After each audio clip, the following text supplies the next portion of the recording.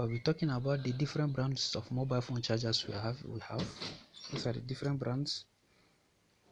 You can see the names on them. This one is Samsung.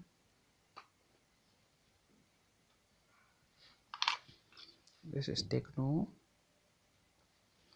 Different information. By me looking at this one carefully, you will see 5 volts 1 amp.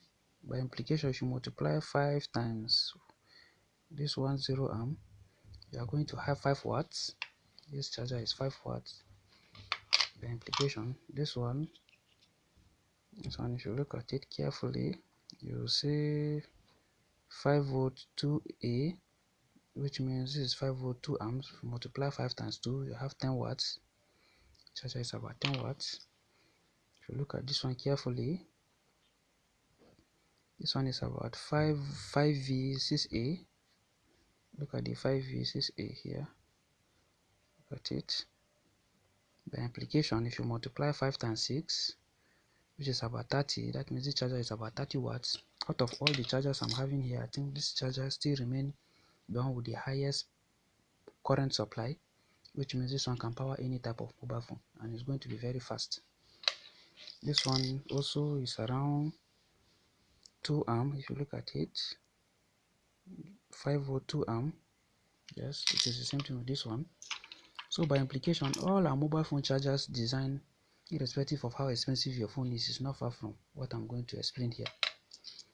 I will start with this one. I just remove it from a circuit. If you look at it carefully, this is the port for the connection. This is our output capacitor. This is our input capacitor. How do you know it? But if I just turn it, from the voltage written on it, you can see 400 volts. If you look at this one, the information is somehow by the side. Look at it. This one is 10V, which is 407. That is a smaller voltage here. Then this one is a higher voltage here. Then we'll have our diode. That is our rectifier. This black thing with a white line on it is in between these two capacitors.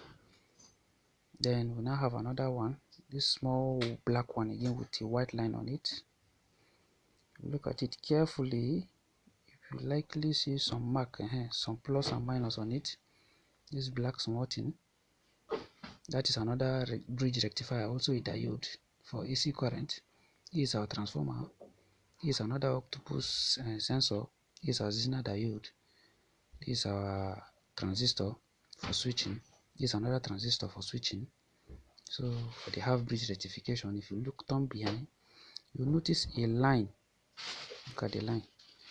One line that appears in between these two hoods, the line that draws from one end to the other end. It's clearly telling us the demarcation of the lines, that is the current. From this side where my hand is, this side, that is the AC, majorly the high voltage. Then this side is low voltage. Irrespective of how expensive the charger is, if you just turn it, you must notice that line. Let me show you another one again. Look at it. You can see the line for this one is very obvious. There is a very big gap here. You can see there are no soldering on this big gap. That means this side is low current, this side is high current. These are the two lines for the input. The same thing, this is the 400 volt capacitor. Look at it carefully. Look at it, 400 volt. This is the resistor that is serving as a fuse. Then the diode is there. This is another capacitor. Then this is another 10 volt. You can see this is our output. Continuously, if I continue to show you, look at this one again too. This one appears a bit complex, but it's not too complex as you might see. This hole you are seeing is trying to show us the demarcation.